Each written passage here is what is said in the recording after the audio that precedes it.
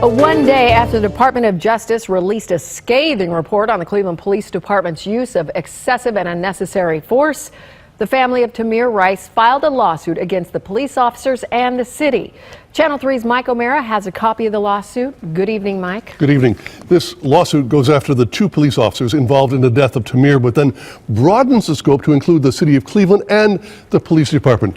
And it cites the very same problems itemized by the Attorney General yesterday: excessive force, poor training, and a horrible track record of shooting first and asking questions later.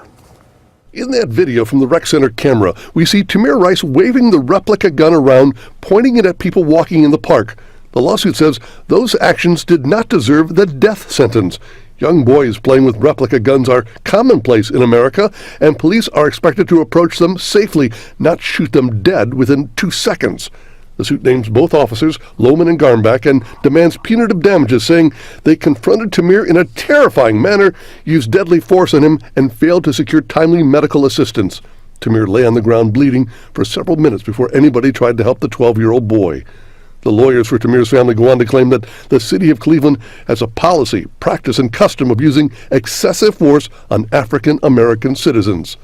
Those very same themes were part of the Attorney General's scathing report on the Cleveland Police Department yesterday. There is reasonable cause to believe that the Cleveland Division of Public Police engages in a pattern and practice of using excessive force. Civil rights attorneys like Subodh Chandra see a failure at the top of the Cleveland Police Department.